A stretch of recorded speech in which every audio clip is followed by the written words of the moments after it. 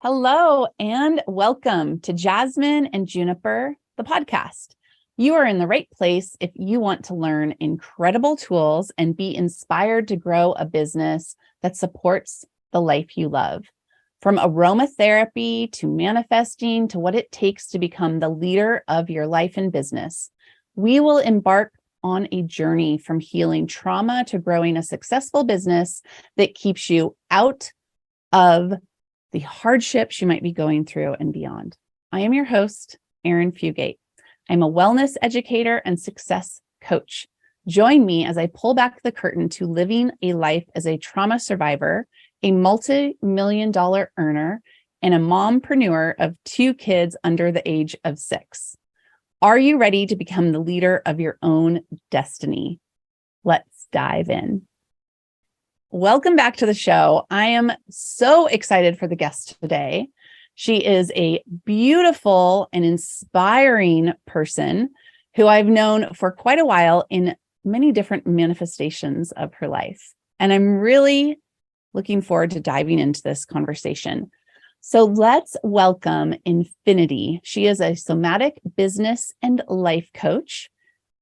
And we're going to dive into her entrepreneurship journey. Welcome to the show, Infinity. Thank you, Erin. Geez, that intro got me a little teared up. I felt my eyes go when I heard you say beautiful. I was like, my whole body felt it. And I was like, wow, feels so good to be seen. Oh, thank you. And you look absolutely gorgeous today. These earrings are amazing. Your power color is behind you. It is. And actually, I raced here from horseback riding. And I was like, oh no, I'm not going to have time to shower. So I flick it back, put on a little lip gloss, put on the earrings. So you're just going to focus here. That's the best thing about those big, bright earrings. Like you put on some seed bead earrings and it's all good. Yeah. Okay. So we are going to dive in. But first of all, we'd love to just get to know you a little bit. So these are the icebreaker questions. And the first one is, what kind of music are you into right now? What's really raising your vibration or bringing you to whatever space you want to be in right now? Yeah, I've been really obsessed for I used to be a reggae girl. Like reggae was my jam. And then over the past couple of years, I got bored with it. And so I got into I think it would be called like Afro pop, or Afro beat. And out of Nigeria specifically, there's so much hot music. And just when I listen to it, I smile, it makes my body move, and it makes me happy. So that's I can really tell how I am too by the music I'm listening to. So when that's heavy in my playlist, I'm definitely on a vibe and creating and dancing and happy. So that's really my jam right now. Oh, cool. I'm gonna put that in my rotation. I always get great music recommendations. I'll send you a playlist. I'll send you my favorite playlist. Yeah. Oh, good. We'll put it in the show notes for everybody too. Cool. Excuse me. Okay. Next question. Favorite snack? What kind of food are you into these days? Okay. So I've been living in Mexico for the last 7 months. So there's tacos on every corner and I love tacos, but my body doesn't love grains very much. And so I'm really trying to honor what my body is telling me. And I have found I hate going there just because it's you're in Mexico, honey, but Starbucks has grain-free. It's actually a Brazilian food called pão de queijo. In Spanish, it's pan de queso. So it's these little bread balls, but they're grain-free. They're made with, I think it's cassava flour. Yes. I know what you're talking about. They're my favorite little thing. I had them this morning. Those are so good. We have a bakery here in Ashland, Vita, and my favorite. So my good. Favorite. Oh, yeah. That's cool. Yeah. That's cool that Starbucks has that there. Okay, next question. You have the opportunity to sit down for coffee or tea with anyone alive or dead. Who would you choose? God. Okay. Well, it would be tea. Coffee, even decaf, hurts my head. Who would it be? I don't know. This question brings up some sadness for me. I'm not sure why. I feel like it's someone who's dead. it feels like my grandma. It feels like my grandma, and it feels like just like hugging each other is like what we do. Oh, I love that. Well, she's probably here with us right now listening to this episode. So this one is for grandma. A lot of people say that actually. So it's so sweet. Really? Oh. And I love it because I like to evoke this saying where I go, my name is Arin. I am the daughter of Rose. She is the daughter of Virginia, and Virginia is the daughter of Rose. And this feeling of like, I'm with my ancestors and I feel them, they come in. And so it's just a beautiful reminder. My dad actually, shared his practice with me that once his mother passed, that I don't know if it was a therapist that recommended or somebody was like, well, talk to her, continue your relationship with her. And so he tells me about these, and you can just see his heart swell and his eyes tear up about this relationship that he still has with her, not in this physical reality, but in their communication and feeling of each other. Really I believe it. Absolutely. They're here for us. They're our guardian angels, and yay. Hi, Grandma. Yeah. Okay. So let's dive into your incredible, beautiful business. You are a somatic business and life coach. Tell us what that is and how did this journey of entrepreneurship unfold for you and bring you to this place? I know you're really in your purpose right now. So tell us about the journey. Yeah, thank you. Well, I've been a lot of things. I've worn a lot of different hats. I kind of think I was born entrepreneur. Like you tell me to do something and I'm like, am I allowed to cuss in this? Because I naturally do a little bit. Okay. I'm like, fuck you. I'm not going to do that thing. I'm going to go my own way. So my entrepreneurial journey started in my early 20s when everyone thought I should play it safe. But I was like, I'm going to buy this business because, oh my God, it's so exciting. And they're like, but. And I was like, but I'm going to do it. So I kind of have always had that entrepreneurial spirit of, oh, it can't be done. Watch me. And so that took me, I was owning private career schools. Then I got into nonprofit work. And then 7 years ago, I had brain surgery, which was a big wake up of, hey, honey, we want to move you this way, because I think I was kind of staying in the business. I had owned it for 11 years and I was just like beating my head. I had grown it. I had changed it. I had pivoted. I had done so many different things, but it was time for a big transition, and life helped reposition me in a new direction. And so then I got into finance and tech, and I actually built a blockchain company where we were building a digital real estate exchange. We had one of the national securities exchange. We had a private equity group. We were like going somewhere, and my ego was like, yes, you are finally going to be something. You're going to prove to everyone that, it was about like, yes, I felt this alignment with what we were creating. And I felt, that blockchain and crypto has the potential to change a lot of our antiquated systems. But there was also this really deep ego attachment with like, finally, you're going to have made it and the outside world will see, and there was a little yuckiness to it that I could feel, but I was deeply attached to. So when COVID hit 2020, we lost all of our funding. All of our partners were like, we're done. We're not doing any project right now. Who knows what's going on with the world? And I was pretty devastated. Spent probably 9 months trying to see how I could put it back together, because I had put my money, my heart, my soul, my time, everything into this. And so I was kind of stuck in a place of like, now what? And mind you, I was an entrepreneur. I hadn't had a job since my early 20s. So I was like, job, resume, what? So that was a lot of me getting over myself. And so I continued working in the corporate world and repositioned myself sort of like a chief of staff kind of role, and kept getting fired from jobs. And I was just like, it was not because I was being a jerk. There's something about my presence and my energy. When I'm there, I hold a mirror. The mirror is truth. Sometimes you don't like the reflection. And so the easiest thing to do is get rid of the mirror, Um, so, so after I was fired from my last job, and I've always been on the healing spiritual path. Like that is the core of me. That is the truth of me from a very young age.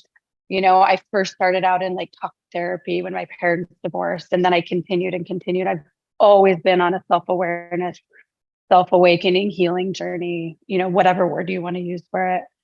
And life kept setting doors and kind of be like, nope, that way, nope, that way, nope. And I kept being like, but. And so I was fired from my second job and I knew it was time. Like I was going to quit in January anyways, but I was fired in November. This was last year. And I didn't know what to do. I'm a single mom. I do need income. I do, we need to eat and have a roof over our heads. And so I'm a yogi. I would go to yoga every day. And I laid on my mat and there was lots of tears. And I just kept praying and opening up my system and like, show me, use me, show me. I have lots of energy. I want to serve. I want to be well used by the universe. And I just kept showing up and showing up. Some days it would be child's pose and tears, like past the class. Some days it was, corpse pose and just like pure surrender. But I just kept showing up. And then the whispers started to happen. And it was like, because it's quiet in yoga, some yoga classes have music, some are more upbeat, but it's a closed mouth practice, where you're really like, you're focusing on your breath and it's an internal practice. So, my mind was very active and talking to me about different things. And at one point it was like loud. And I was like, okay, it's like, I just want to be loud. Where can I be loud? And so it kind of started dripping to me what I'm supposed to create, and so what it ended up being and what it is now is that loud is my modality, like one of the modalities that I've created. It's a somatic movement experience. So really the soma is the body. And in simple terms, it is a homecoming.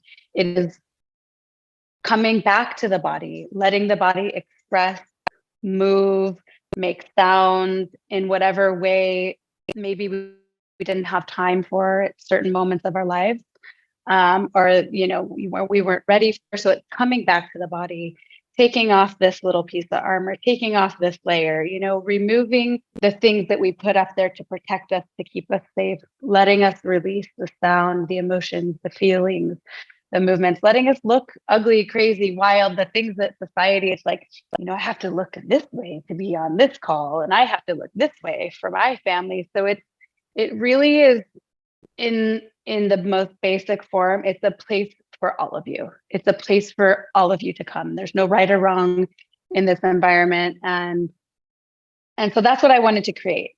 I have, I shared some of my entrepreneurial experience. So I have that. I have all the healing work I've done for myself. And then this modality that started to come through. So I've kind of now at this point, I'm building these layers on this business. So once the modality loud started to come through, I started teaching live classes, which were, when I taught the class Rage, I was just like, oh, this is it. Because I grew up we were actually nicknamed the Loud family growing up. And I was always so embarrassed by that. I am the oldest of 3 kids, and I would be embarrassed to go places because we were loud. Sometimes it's because we were fighting. Sometimes it's just because 3 kids are fucking loud. And so I just remember taking all the loud pieces of me. My energy's too big, pulling it in. I'm too loud, pulling it in. That emotion is too big, pulling it in. Watching the anger hurt people and being like, okay, anger's not a okay emotion for me to express. Pulling it in. All the things that weren't okay, just like pulled them all into my body. And so through my own healing experience, letting all those come out. So rage was just such a great class because it was, especially, I would say for women, often if we express too much emotion, we're hysterical. Oh, you're out of control. Oh, you're, so many names so creating the space for us to feel. And I keep reminding myself, I'm like, feeling is enough. It's enough. Because in my mind, I have all this business experience and all this, well, maybe I need to add more to it. Maybe, maybe it's more, maybe it's not. No, feeling is enough. So it's a space to feel. Oh yeah, that's so perfect. I feel like this year, 2023, for me has been about coming back to that really simple core message that wants to come through. And so I love that you've distilled it down to, I help people feel. We need that help. We're going to take a quick break so I can tell you about something I am so excited to announce. I've been teaching people about the power of essential oils for the better part of 14 years. I've been using them myself since I was a little kid, and I love introducing individuals to aromatherapy. So I have finally launched the School for Botanical Inspired Living, where we will have a monthly masterclass exploring a different subject around essential oils. This month, March 2023, the subject is essential oils for pregnancy, birth, and beyond. You can come to the masterclass by simply swiping up, grabbing this link from the show notes. It's only $77. And coming soon, I will have a membership that will give you access to all the masterclasses for an incredible price. So just go to jasmineandjuniper.com/connect, come to the masterclass in March, and don't worry if you miss the live webinar, you will be able to access the recording by joining my membership. Okay, let's get back to the show. I'm raising 2 little girls, and I have consciously wanted to help them identify their emotions and be able to express themselves. So now I have an almost 6-year-old, and she will say things like, right now I don't feel loved, or right now I feel whatever it is. And it's so intense to witness. I watch myself going, oh no, what did I create? Like I created this person. I created this space where this person feels so safe to express their emotions. And I want that, but have I done the healing so that I can witness another's emotion? Right. Yeah. Because so often we get uncomfortable. Like how often have you seen your friend or your child who's having a big emotion, which is just energy that needs to move through, that we want to stop it? No, it'll be okay. Moms out in public, don't let anyone see where I'm at. Like my daughter actually will now, in similar form to that, she's having a big emotion. She'll be like, Mom, let me feel this. And I'm like, oh yeah, you're right. Yeah, oh yeah. Thank you. And you probably taught her that. Yeah. Because if we don't try and hold it in or look a certain way, honestly, emotions are just energy. It's just going to move straight through the body. If we don't get in the way and try and stop it, it's going to move through. It's not going to be forever. The mind thinks, but if I go there, but if I let myself feel this grief or this anger, it's going to be this monster that takes over my life. But it's not the truth of it. Of course, it can feel that way sometimes, but it's a wave. It's like the ocean. It's going to come in and move out and come in and move out, and higher intensity and lower intensity. But it's not static. And the holding of it, the trying to keep it there, is actually what ends up creating the pain and the suffering. And that we have, the more we're like, no, the more it's like, I'm here. Yeah. As you were saying that, what came to mind was what's going to kill us is if we don't feel it. Mm-hmm. And it's interesting that we're afraid to feel it, thinking that that's the terrible thing.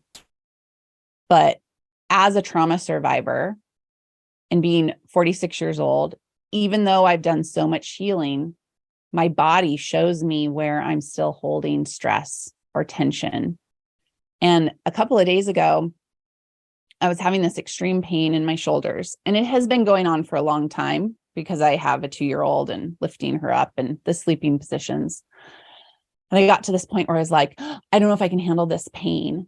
And what's wrong with me? There's something wrong with me. And I was freaking out. And a friend was like, here, do this 5-minute somatic pain mapping meditation. And I was like, okay, fine, I'll do it. And the 5-minute meditation, which was really just witnessing my pain and asking it what it was, took my pain levels from a 9 to a 2 in 5 minutes. And what it made me think was, how many people out there are in chronic pain, have gone to the doctor, been given narcotics, maybe even surgery, all these cascades of events because they have this pain. And really all it is blocked emotion or emotion that hasn't been felt or old tension. And I became so grateful for the tool, but also so impassioned about changing our healthcare system. So doctors are actually say to us, oh, maybe you should go and, see infinity and get some emotion out of your body. Yeah. I think that so you said you've become passionate about changing the healthcare system. So what my personal healing journey has taught me is that everything starts in here. So I am really frustrated with healthcare. I am like, there are so many systems and things out there that I'm frustrated with. I'm like, oh, that's fucked. That doesn't work. And so what I've learned within my own healing journey is that everything is in here. Like I get to work here. And now that I'm at the point now where I have, my own internal practices and my own internal resources. So now I'm here on your podcast and I'm like, okay, maybe someone else is going to hear this. Okay, maybe someone else is going to hear this. And I think the more and you know this from building your own business, because you use essential oils with yourself, and then you use them with your friends, and then you use them with your family. And now it's something that you so much within you that it's starting to share people, you share it with everyone around you because of the transformation that happened within.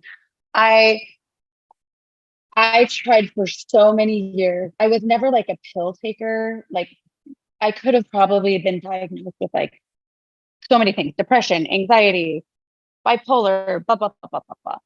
But my personality and my soul was like, no, go in. So I kept trying and trying and trying and trying. It was a lot of the trials and stuff were avoidance of actually just coming home and just being with this thing and feeling this thing. The mind wants to complicate it so much. And then when you just come here, but you were saying too, like you learned that tool, you learned the somatic mapping tool. Is that what it was called? Mm-hmm. And I find myself still, I have these tools. Do I use them? Mm-hmm.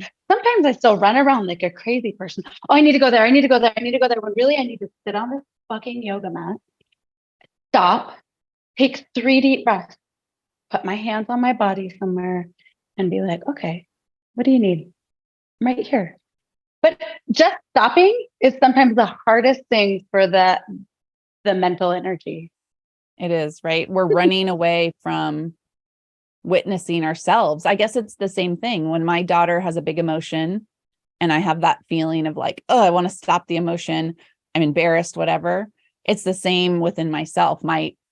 I'm having a big emotion and I'm not witnessing it. So then my body starts to give me a point of pain. And it's just me running away from looking at, witnessing, feeling. And there's nothing, in my experience, there's nothing that has to be done with the emotion. And so with my kids, I have learned to just mirror back to them. You're really angry right now. You're really frustrated right now. And the 6-year-old has started to correct me, which is great. Because just this morning I said something like, it seems like you're really frustrated. And she goes, no, I'm angry. I was like, yes, great. baby girl, that's great. Uh-huh. Yeah. Yeah. I think sometimes too, having the awareness of what emotion it is can be important, but also too, just like providing the space to just feel it. Like a lot of times, so you were talking about like being triggered by the emotions, and I have that too. There's particular emotions, like when she's angry, I can feel myself like wanting to also get angry. And if we, so what I practice, because I can feel my energy, I want to, let's do this together, like kind of get sucked into a fight. And so I've been practicing this thing that I call going under her emotion. So if I'm all up here in my head, I get my energy and I breathe it down like into my pelvic floor. I bring it down here. I get as out of my head as possible. And I kind of feel like these mama cradling arms under her, under the emotion where I cannot be triggered, where I cannot be reactive, where there is no emotion, where whatever she does, I'm just here. Sometimes if it's something that's like really like, there's certain things that she does that like really set me off. I just will be like, I'm going to give you some space right now. And so, and just get out of her way, walk outside, go in my bedroom, just actually get out of the physical space because the energy, whatever it is, there's something in there triggering me. And I'm like, okay, space. If I can't get under it, if I know we're going to go like this, like, then I'm just like, space. This is everything you're talking about, everything we're talking about. I feel like it's so important when you embark on the journey of being a parent. You're going to have to the new parents listening, you're going to have to, just what you said, heal the inside as the means to taking care of the kids and helping them process through all of this. Yeah. So I've been a single parent since the start. And my mantra from early on was, I'm only as good to others as I am to myself. So this, like, the perfect parent, having all the play dates, having all the things, having all the, all the external things that are supposed to make this relationship and this child perfect, or, whatever, a good kid, whatever we're doing is, I realize like none of that fucking matters. If I wasn't taking care of myself, I couldn't drive her to school. I couldn't take her to soccer. I couldn't hug her when she was sad. I couldn't do any of the stuff for her until I started working with myself. And I feel like our kids are the exact little package for our personal healing. Like my kid is a reflection of me. Like I look in the mirror all the time. She is so much like me. Whereas I have a friend who his son is like the opposite of him, which triggers the shit out of him. So they're the perfect little package for us to do, like every relationship, really, for us to see ourselves, to continue on, our path of healing, which as long as I'm in a human body, I'm always on a healing path. Like I remember when I was maybe in my 20s or something, I used to think like I was going to be done. I used to think I was going to find the thing, and then there was going to be this glorious moment and I was going to be done. I was going to be healed. And the more I got into like, I don't know, my healing journey, the more I was like, Nope. oh, No, it's just the beginning, like the onion, the peeling of the onion. Yeah. So if somebody is feeling like they want to work with you, they want to come to one of your events, what's the best way for them to learn about that, and anything that you want to tell us about what it's like to come to your event? Awesome. So I don't know when this is going to air, but I am about to launch my brand new platform, website. So I am currently doing one-on-one coaching. We can focus on, I don't do just business or just like nervous system healing stuff. I like a combination. I mean, if you're like, okay, Infinity, I want to do business. I'm going to be like, hold on, we got to go into the body first. So I have my personal philosophy about creating a business is that if we don't do the body, the somatic, the nervous system healing first, you're going to create from your mind, and you're just going to create a thing that you think is going to get you the feeling that you think you want. If you don't actually come from here and let it come through you, like through the truth of you, it's going to be it's going to be kind of like a band-aid of a thing you think, oh, this will make me feel good. This will, so I always do somatic work, nervous system work, and business work combined. Anyways, so platform will have currently doing one-on-one coaching, and I do loud experiences. So I have loud, which will starting probably mid next month, will be a weekly about 45-minute class where we move through a range of emotions. You have the opportunity to feel a range. It's set to music. It's guided, but it's an environment where really you'll learn to hold yourself and get comfortable with the human range of emotion. Then about once a month, I'll be doing a loud class that I call loud. No, I'm sorry. That's loud range, where we'll go through the range of emotions about a 45-minute class. And then I'm also going to be doing once a month loud frequency, which will be a specific emotion like rage, like grief. I just did worthy, where we really explore that particular frequency, that particular emotion. It's more kind of like I'll talk a little bit at the beginning. It's more interactive and conversational. And then we go more and we do the somatic experience after we kind of do a little more heady work, and then we move it into the body and move it through. So that'll be about once a month. Those are a 2-hour workshop. And I am also putting together a monthly membership where it's going to be somatic practices, the loud weekly class included. We'll talk about diet, nervous system regulation, some really quick, easy stuff. Really, my thing is not about the head. It's not heavy learning. It's not heady. You don't have to figure it out. It's not going to be research-based, although many of the practices are, and I do have the education in the background from it. But there's so much of healing work that is trying to figure it out. What is the thing? How do we fix it? How, why? It keeps you up here, keeps you out of here. And the deepest healing isn't possible from here. So my monthly membership will be really about coming home, taking care of your home, learning about your home, and how to best take care of yourself. So those next month all that will be dropping. The website.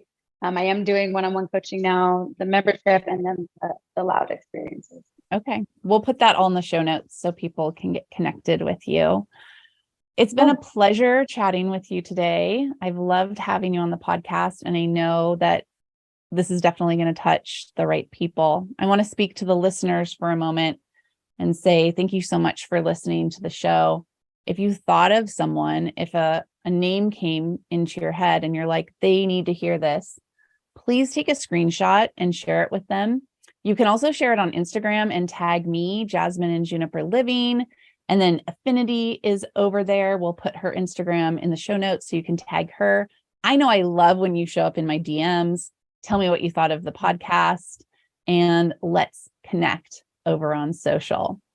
So until next time, please go and review the show on Apple if you can. And remember to let your light shine, friend. The world needs it. And I'll talk to you next time. Bye, everybody.